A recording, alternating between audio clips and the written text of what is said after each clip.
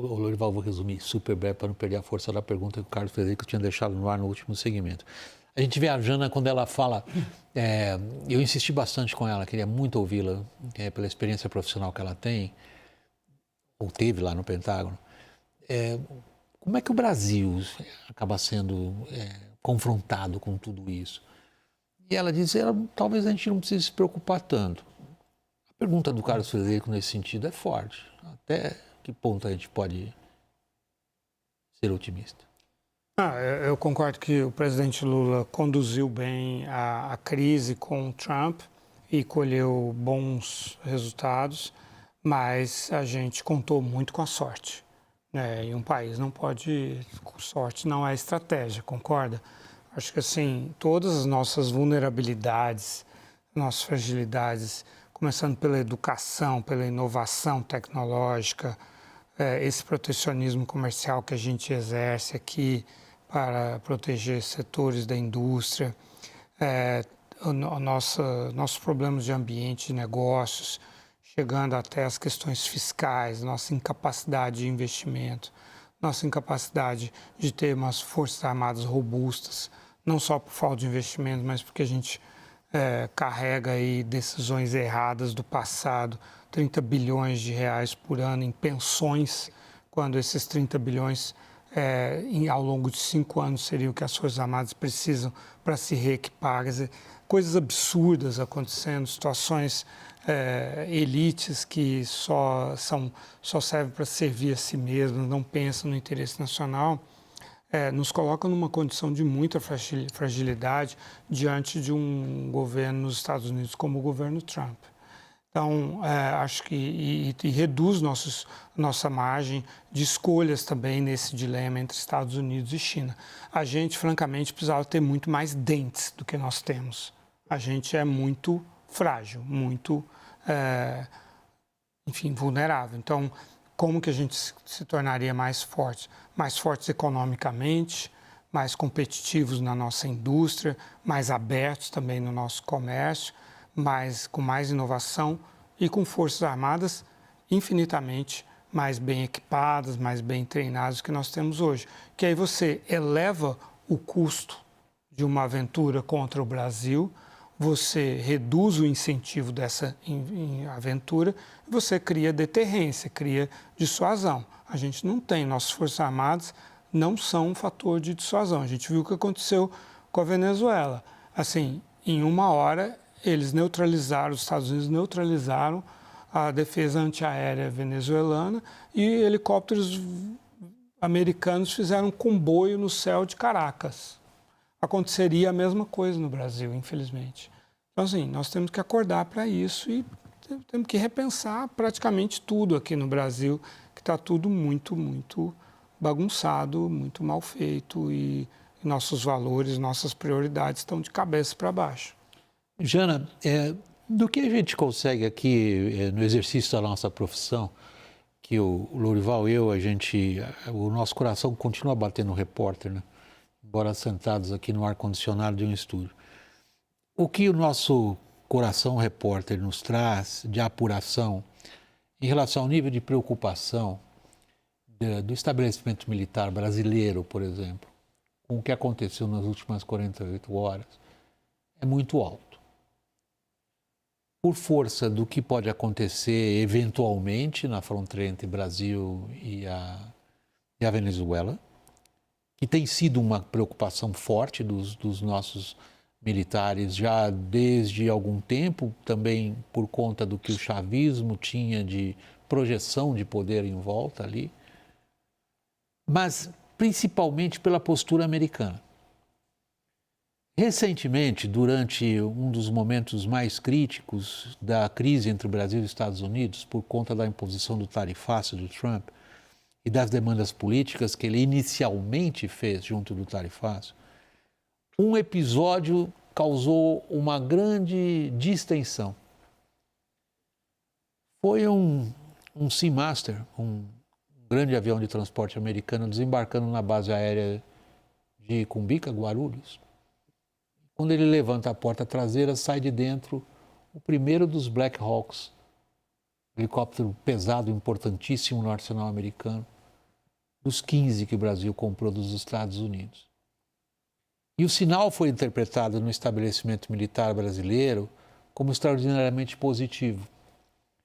Diante do seguinte, as ligações de, não só as de hardware, de doutrina militar, o Brasil tem 138 oficiais em Washington, o Brasil tem oficiais no Comando Sul, você conhece, com a presença militar brasileira em alguns dos principais pontos nevrálgicos do estabelecimento militar americano.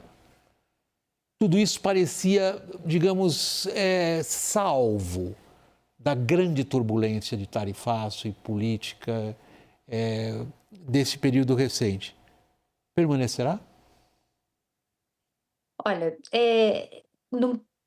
nos piores momentos da relação bilateral brasileira, sempre houve debate e acesso e comunicação entre os militares. E isso é verdade também em vários outros países na América Latina. Até hoje, talvez isso mude, mas até hoje a maioria dos países na América Latina e no Caribe, com exceção dos bolivarianos, preferem os Estados Unidos como seu principal parceiro militar. Obviamente, a ação na Venezuela põe isso em questão, sem dúvida.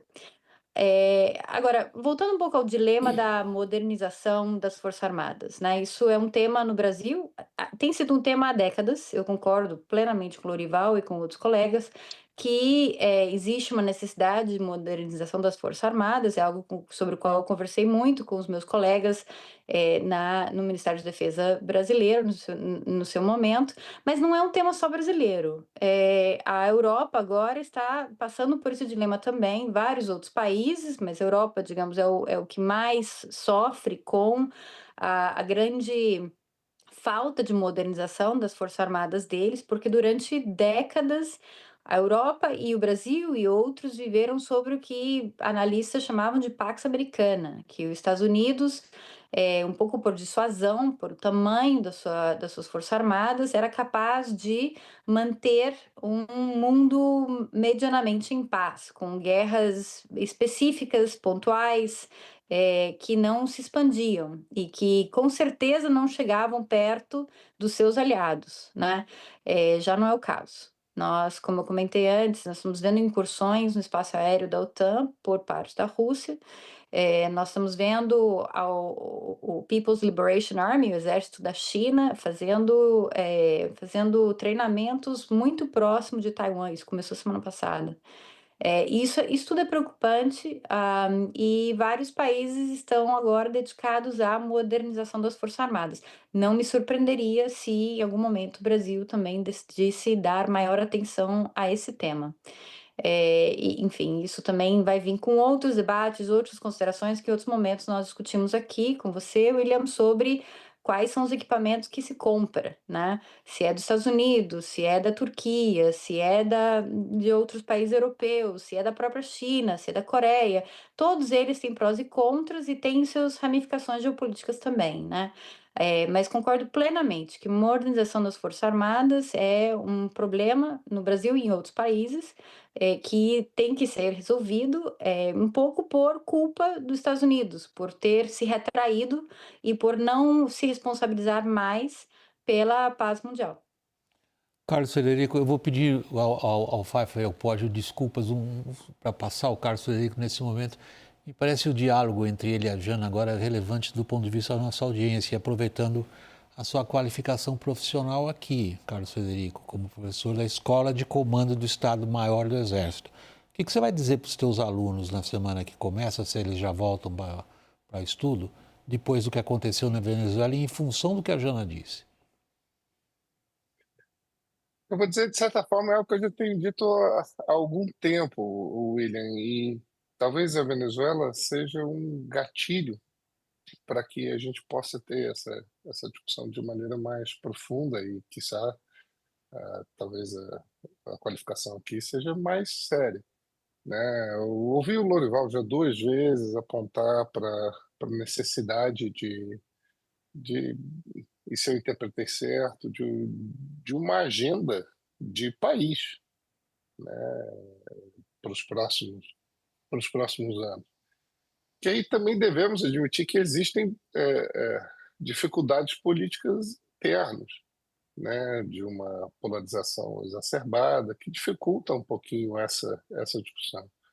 Então, em resumo, o que eu vou dizer para eles, William, primeiro, a discussão de defesa deve ser uma discussão de sociedade, né? A sociedade só entra no debate quando a crise bate, quando a crise bate a porta e que pelo menos tem essa externalidade positiva, né? Defesa, de modo geral, e política externa, de modo geral, como a gente sabe, normalmente não dá voto. Tá? A gente até espera, por conta do que aconteceu, que política externa seja um tema da campanha eleitoral no ano que vem, mas normalmente não dá voto. Mas é impossível ter autonomia estratégica sem ter um debate estratégico.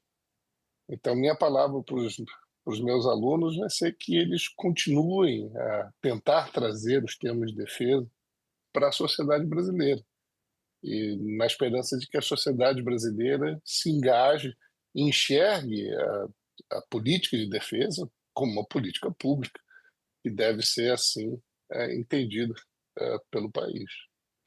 É muito interessante esse ponto, Pódio, porque nesses momentos nos quais nós estamos hoje, tentando identificar quais são as consequências políticas em sentido mais amplo dos países da América do Sul, do que aconteceu agora nas últimas 48 horas, a gente se depara com uma série de comentários dizendo isto reforça uma postura de tais países nessa direção ou naquela. Se você olha para o Brasil e o que o Trump está fazendo, da sua perspectiva aí dos Estados Unidos, você vê a postura do Trump, traduzida no que ele fez na Venezuela, levando o Brasil a que tipo de reflexão? Eu acho que, fundamentalmente, o que nós estamos testemunhando, né, acho que a Jana tocou nesse ponto, é o fim da chamada Pax Americana, né? A Pax Americana, que era um momento em que você tinha uma certa clareza nos Estados Unidos sobre quem eram os aliados, quem eram os inimigos, e clareza sobre os meios e sobre os valores que os Estados Unidos defendiam, né? A ideia de uma ordem liberal internacional. Isso levava, portanto, a que muitos países não se sentissem ameaçados pelos Estados Unidos, né? Você tem clareza, portanto, sobre aliados, Europa e países sul-americanos que são aliados dos Estados Unidos, portanto, não se sentiriam ameaçados. Agora, isso está se desmantelando, né? Se a gente passa por uma lógica de completa realpolitik, né, que você esvazia completamente qualquer elemento de valor, e, portanto, você fala que agora o que interessa são apenas os interesses materiais básicos, petróleo, questão do narcotráfico, etc., nós estamos entrando num novo ordenamento internacional que torna-se, portanto, muito mais ameaçador para uma série de estados. Tem um professor da Universidade de Harvard, que certamente vocês conhecem, o Stephen Walt, que ele desenvolveu uma teoria que é a teoria não do balanço de poder, ou seja, os países não contrabalançam poder, razão pela qual o poderio norte-americano durante muito tempo não foi contrabalançado por outros países, mas eles balançam ameaças, né? Se esse poder é percebido como um poder ameaçador. E isso é o que nós estamos começando a ver. Nós tivemos, portanto, nas últimas 48 horas, pela primeira vez em séculos, os Estados Unidos, que sempre teve uma intervenção muito ativa militar no Caribe, na América Central, no México, mas nunca havia feito uma intervenção direta militar na América do Sul, né? Então, portanto, agora isto mudou, é mais um elemento de destruição dessa ordem. E isto leva, portanto, a outros países, assim como estamos vendo com os europeus agora, há um grande aumento de gastos de defesa por parte de países europeus, e aqueles países europeus que mais gastavam em defesa eram aqueles que mais se sentiam ameaçados, notadamente pela Rússia. Você pega os países bálticos, são aqueles que mais gastam em defesa. Agora nós estamos vendo países como a Alemanha, países que sempre foram muito reticentes em gastar mais com defesa, colocando aí em seus orçamentos um orçamento de defesa muito mais robusto. É possível que a gente passe a ver isso também na América do Sul, porque na medida em que você troca uma lógica, né, de aliados, de cooperação, de defesa num certo ordenamento internacional, e nesse sentido, para voltar na questão do Panamá e falar de restaurar a democracia, tem um elemento importante ali, porque mostra que não é apenas a questão material, tem um elemento moral, ideológico, etc. Quando a coisa se torna puramente material, o próprio Estados Unidos passa, em certa medida, a ser interpretados como como uma ameaça. Se a questão passa a ser, olha, se você não se comportar da forma como a gente quer, veja lá, o Petro pode ser o próximo na Colômbia, mesmo a Colômbia sendo uma democracia. Bom, se essa é a nova ordem, você passa a ter os países necessariamente tendo que investir mais em defesa, porque cria-se aí, portanto, uma ameaça, né? Acho que foi muito bem dito pelo Carlos a ideia de que defesa não é politicamente muito popular. Olha, ela só se torna popular quando a ameaça se torna clara. Então, se isto passar a ser o novo normal, é possível que a gente veja, como já estamos vendo, né? Já estamos no momento mais violento nas relações internacionais desde o final da Segunda Guerra Mundial, e temos um país que é o garantidor de certos valores, de certos elementos, de pilares dessa ordem, que viu esta ordem como uma ordem que não interessa mais a esse país e que, portanto, agora está agindo de uma forma que é completamente distinta daquela que agiu durante um certo tempo. Isso vai levar, portanto, a um processo de adaptação por parte de outros países. Isso pode incluir aumento de gastos de defesa mesmo aqui na América do Sul. Você vê essa possibilidade, Pfeiffer, que a gente desenvolva no Brasil um debate mais abrangente em termos de preocupação da nossa sociedade com questões de defesa e segurança? Bom, o debate sobre segurança não vai estar posto, se tornou o principal tema. Não, segurança, desculpa, eu quero ser claro, segurança nesse sentido, associada à defesa, não segurança pública como você abordou antes. Eu estou querendo abordar as questões mais de defesa mesmo. Que são temas indissociáveis, em particular para o Brasil, em particular para a América do Sul, para a América Latina. Segurança pública e defesa nacional se confundem na encruzilhada da soberania. Países que não têm soberania plena, e é o caso do Brasil, em parte, é o caso da Colômbia, em que espaços da vida pública, espaços do território são dominados por organizações criminosas, não é um país dotado de soberania plena. Mas, focando em defesa em si, falta, sim, uma grande estratégia para o Brasil, falta metodologia para a nossa capacitação em defesa, planejamento baseado em capacidades, falta, sim, uma eficácia maior do gasto público, um reordenamento talvez ou harmonização das Forças Armadas, para que não haja um comportamento tão estanque entre elas. Países da região têm buscado essa recapacitação. O caso da Argentina é muito claro. Até 2023, o grande aliado da Argentina era a China. Estação de observação de satélites, projeto de uma base naval na Patagônia. Tudo isso, com a entrada de Milei no poder, foi revertido com a aproximação com os Estados Unidos. A Argentina comprou o F-16, a Argentina comprou veículos terrestres de Stryker 8x8, a Argentina agora busca o projeto de um submarino, a Argentina está investindo em defesa, mas também investindo em política de segurança pública, em combate ao crime organizado transnacional. O Chile certamente voltará a investir pesadamente em defesa com o regime de José Alberto Cast. Então, o tema é necessário para o Brasil, é preciso ter essa discussão, mas ele se confunde, ele está misturado com o tema da segurança pública, com o crime organizado transnacional. Essa é a grande ameaça à nossa soberania e essa é a grande fragilidade da sociedade brasileira, não só porque é um flagelo interno, mas porque o Brasil é um grande player nesse mercado internacional, da grande criminalidade organizada que se comunica. Não é só o crime pelo crime, o crime econômico, é o crime desestabilizador, o crime que também tem ramificações políticas, que sim, lida com terror, lida com estados afastados da ordem internacional, por assim dizer. Então, tudo isso junto e misturado coloca o Brasil num lugar de fragilidade em que uma nova doutrina de defesa e segurança é necessária, mas mais que tudo, é necessária ação imediata, porque a criminalidade transnacional não aguarda esse grande estudo, essa grande preparação. Ela continua operando à margem e sempre adiante da capacidade das autoridades nacionais e internacionais, aí a cooperação internacional é central, conseguirem combatê-la. Eu vou fazer uma breve interrupção no fluxo da conversa pelo seguinte. Acaba de sair um comunicado da agora presidente da Venezuela dizendo o seguinte: convidamos o governo dos Estados Unidos a trabalhar conjuntamente numa agenda de cooperação. Olivão.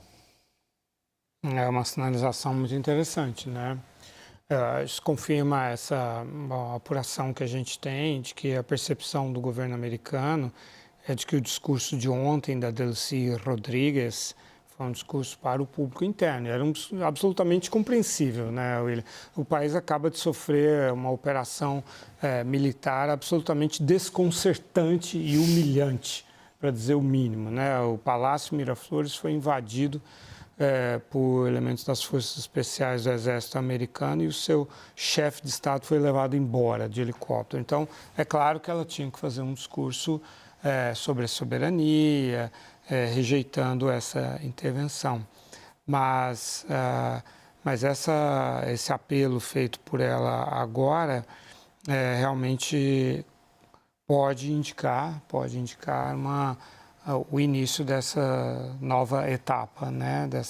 Naquilo que os Estados Unidos vieram trabalhando desde pelo menos agosto do ano passado, né? Que é primeiro trabalhar com Nicolás Maduro, viu que não tinha como e tal, e aí vem trabalhando, conversando bastante com a Delcy Rodrigues, que ela é responsável por essa relativa, pequena melhoria da situação econômica da Venezuela. Não que lá tenha ficado bom, não é bom, mas ela flexibilizou um pouco as regras, a iniciativa privada encontrou um pouco mais de espaço e todos aqueles artifícios em relação ao câmbio foram eliminados. Ela capitaneou tudo isso. Como vice-presidente, ela era responsável pela parte econômica do país. Foi ministra da Energia, conhece bastante as questões econômicas centrais para a Venezuela. Tem todo um lado ideológico. O pai dela morreu na prisão em 1976, era um guerrilheiro, tinha sequestrado um empresário americano e depois de ser interrogado duramente por agentes do governo venezuelano pró-americano, ele morreu. E ela disse que ia vingar o pai dela entrando nessa luta do bolivarianismo e tal. Mas ela tem todo esse outro lado pragmático, tecnocrático, e por isso os Estados Unidos estão apostando nela. Eu não sei se vocês, participantes da roda, têm algum comentário a respeito, senão eu volto ao que nós estávamos discutindo. Algo a observar, Jana, Pódio, Carlos Frederico, Pfeiffer, em relação ao lembrando comunicado... que o irmão dela é o presidente da Assembleia Nacional, né? Então a dupla trabalha em conjunto e se comportar, se fizer o que Trump e Rubio querem, permanecerá nessa transição e parece que esse comunicado indica exatamente isso. Alguma observação? Jana, Carlos Frederico, pode? William, e essa vantagem de fazer o programa ao vivo. A Jana tem total preferência. A Jana, você primeiro. Claro. Não, muito obrigada. É uma pena que temos tirado um governo autoritário por outro. Eu tive a oportunidade de indiretamente trabalhar com o irmão dela em negociações, e eu diria que não são muito confiáveis, ou pelo menos o irmão dela não tem palavra. Então, vamos ver o que acontece.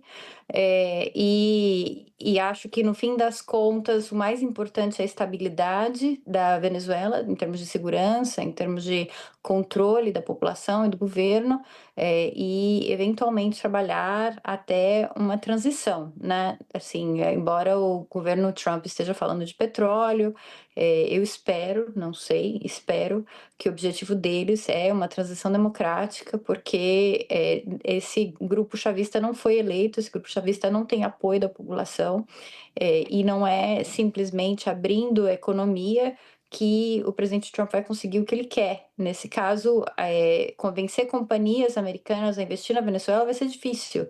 Convencer a Chevron e outras companhias a ajudar a PDVSA aumentar a produção vai ser difícil, não só pelo investimento, senão porque está destruída, a PDVSA está destruída, não vai conseguir aumentar de maneira significativa a produção, né?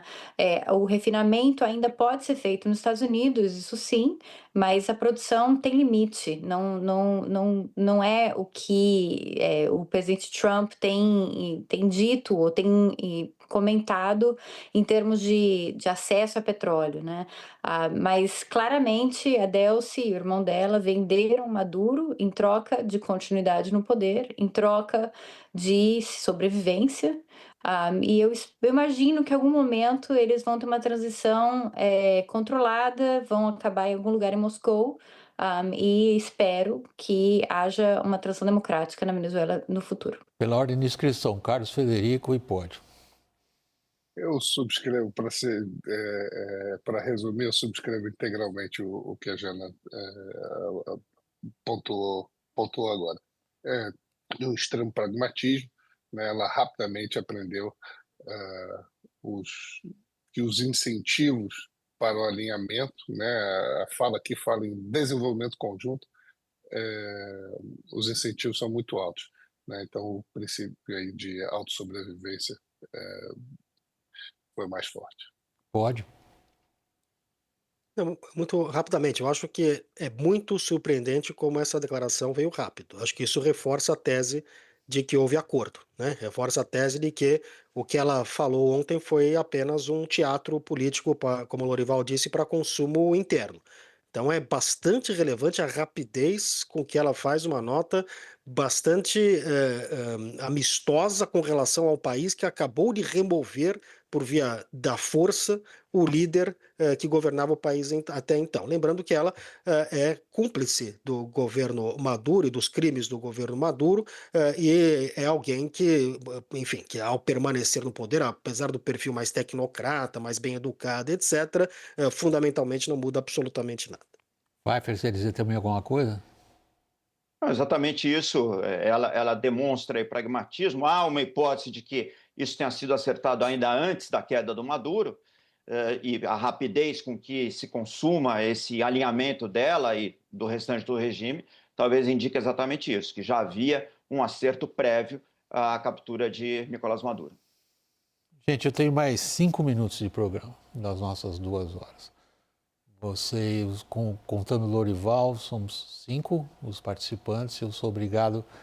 Mas eu sou obrigado a dizer também, é o único momento desse programa que eu vou pedir para vocês serem super breves, que normalmente é um constrangimento. A gente convida as pessoas, elas nos dão a inteligência e aquilo que o público quer, que é a capacidade analítica em relação a assuntos que interessam a todos. E aí chega no finalzinho e fala, escuta, dá para você ser um pouco mais rápido? Mas é por causa dessa... A gente viver nessa física newtoniana do dia de 24 horas. Eu queria começar por você, Lorival. Qual é o seu cenário imediato para a Venezuela? Bem, eu acho que a gente começa agora uma intensa negociação que envolve parâmetros econômicos, né, da exploração do petróleo, envolve parâmetros de segurança, garantias de segurança para os elementos do regime bolivariano, envolve uma perspectiva de tempo, um horizonte de tempo que seja razoável para ambos os lados em direção a uma transição. E aí, como eu dizia antes, o incentivo para ela são esses bilhões de investimentos americanos na Venezuela que elevem a produção de petróleo e a retirada das sanções americanas, o petróleo que permita uma exploração por parte da Venezuela, uma exportação, melhor dizendo, e com isso aumente as chances eleitorais e a Venezuela, o regime venezuelano fique aí num híbrido entre semi-autoritário, mas sendo competitivo do ponto de vista eleitoral, pode ser um cardápio que interesse para eles. Agora, nosso momento TSE no programa, Carlos Frederico, seu minuto final. Seu cenário. Primeiro, agradecer o convite e essa discussão de alto nível que tivemos. Acho que termino com as palavras aí da Delcy indicando a vontade de um desenvolvimento conjunto. Então, acho que o que eu vou estar olhando para os próximos dias é qual é o mapa do caminho, qual é o roadmap que vai ser apresentado nesse sentido. E o quão explícitos serão os interesses americanos em relação à Venezuela. Como é que esses próximos passos vão se dar, tanto do ponto de vista político, do ponto de vista econômico e do ponto de vista militar. Pode, acione o seu cronômetro. 1 minuto. Olha, aqueles que diziam que queda do Maduro levaria imediatamente a uma transição democrática, que seria muito simples, bastaria colocar o grupo ligado a Maria Corina Machado. Eu acho que isso foi cada vez mais perdendo força, e com esta mensagem recente da Delcy Rodrigues, fica muito claro que o cenário mais provável é o cenário de manutenção das estruturas principais do regime chavista, apenas uma nova roupagem em que atenda melhor aos interesses, particularmente interesses econômicos dos Estados Unidos. Pfeiffer, discurso de candidato, 1 minuto. Começa com esta transição organizada, o síndico que foi colocado no lugar, dando conta de uma estabilidade econômica, manutenção da vida normal da administração pública, mas haverá acerto de contas. São milhares de oficiais generais, oficiais de alto escalão, dominando a vida econômica e política, milhares de correligionários do partido, haverá listas e as pessoas terão que encontrar uma saída para elas, e os Estados Unidos irá atrás daqueles que cometeram crimes. Então, esse será um processo longo e um processo com muitos desdobramentos ainda. Mas Delcy Rodrigues pode garantir o começo dessa transição. Jana, 1 minuto. Bom, primeiro, muito obrigada, William, Lorival e meus colegas, o Carlos, o Pódio e o Pfeiffer. Foi um excelente debate. Eu acho que o importante aqui é ver se a Delcy vai conseguir manter a segurança do país através do Diosdado do Padrino, se ela vai conseguir manter a estabilidade, tanto política quanto econômica, por um tempo determinado, e se a oposição vai se manter unida, que é muito única. Eles têm feito isso no último ano, mas não é o que eles têm feito historicamente. Se eles se mantêm unidos, eles têm chances de ganhar uma futura eleição, têm chances de uma transição democrática. Se não, os chavistas vão continuar ganhando. Muito obrigada.